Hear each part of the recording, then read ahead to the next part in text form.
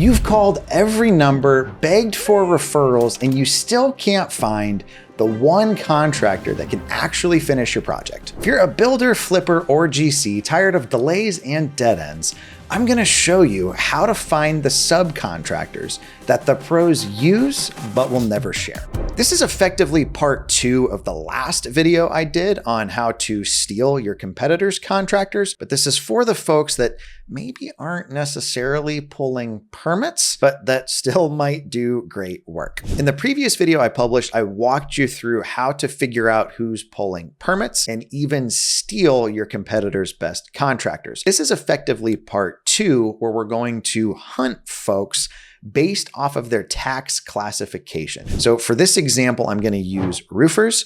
I've got a project in St. Louis, Missouri that needs a roof, and I am well aware of how roofing is priced and what this job should cost. The quotes I'm getting from a lot of the recommended folks are clearly a general contractor marking up a subcontractor's work because there's like a 100% markup in the margin here. This is particularly useful if you're looking for like subcontractors, not the big licensed GC, but who are the guys that they're actually selling you their work at a 20-30% markup. What we're going to do is pull a list of businesses based off of their NAICS code. When you set up an LLC, it's the classification that you report back to the IRS that they use for your taxes. Fortunately for our sake, this also makes it pretty easy to pull lists. Now, I'm going to start by showing you guys the NAICS codes and what some of those examples are. Transparently, I was super lazy and I just did this in ChatGPT. Thought about making some like pretty pamphlet of like, here's how smart I am. I'm not. I just threw it in here. In this example, we have kind of these various residential NAICS codes when it comes to building. So general home remodeling, this might include more of like your GCs, but we have painting as a standout. We've got roofing. HVAC also includes plumbing. So you've got that there.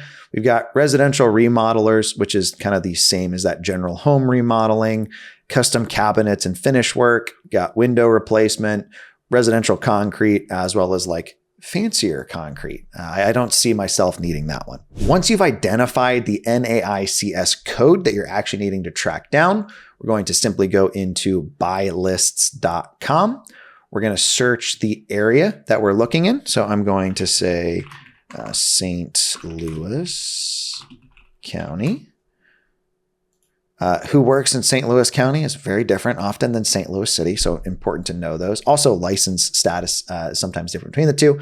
We're going to go over into business and NAICS coding. Now, I do want to point out, this is not a tool that we use for our residential real estate investing list pulling. There are better and more affordable tools like Deal Machine and PropStream, but for B2B stuff, we've had great results with their data. So I'm going to snag the roofing contractor coding. I'm going to throw that over into here. I think there's a tab before it. There we go. Roofing contractors. Let it calculate, and I can see there's 514 of them that operate in St. Louis County. Surely one of them will give me a good deal on a roof, right? And to purchase this data set is only $15.42. So we're going to pause the video while I buy this data.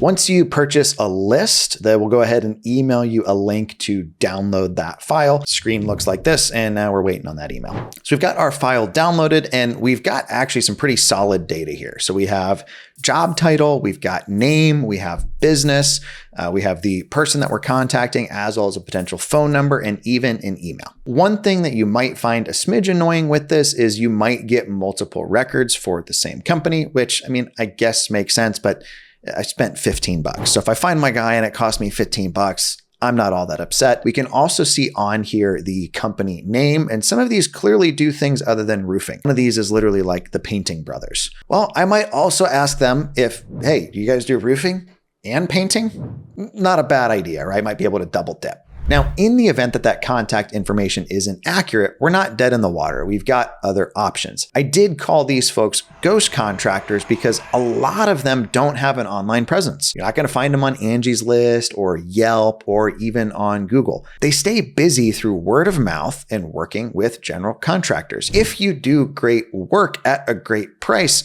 you typically don't have a problem finding folks that want to hire you. It is worth mentioning that typically you just kind of have to get into the circle, and then these folks will introduce you to the other trades that are similar to them that they work with often. You only have to find one great sub that can then likely loop you in to their friends. Particularly in some of the Hispanic communities, they often trade referrals all the time. If that information is inaccurate and they truly are a ghost contractor, what we're going to do is go into dealmachine.com. They provide free skip tracing, which includes other phone numbers and emails. So you're going to create an account.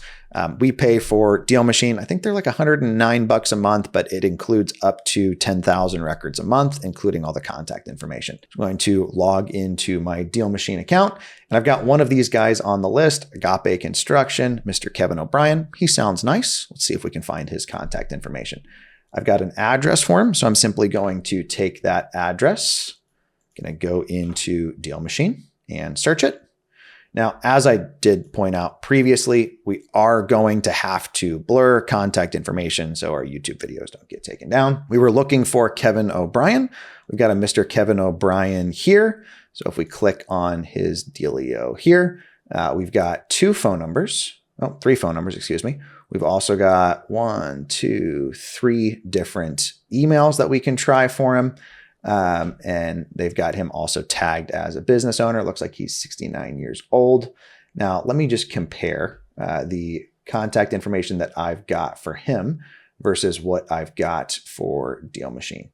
So I've got a number that ends in 9050. That is a different phone number than what I've got right here. Now, the phone numbers don't match, which is actually a good thing. We have now 3 extra emails and 3 different phone numbers we can try to find this gentleman that weren't on that data set that we bought. Hopefully this level of in the weeds, tactical, applicable content is helpful for you. If you haven't already, please be sure to like and subscribe. That helps our baby YouTube channel reach more great folks like you. Again, my name is Ryan Dossey. Thanks for hanging out. I'll talk to you guys next time.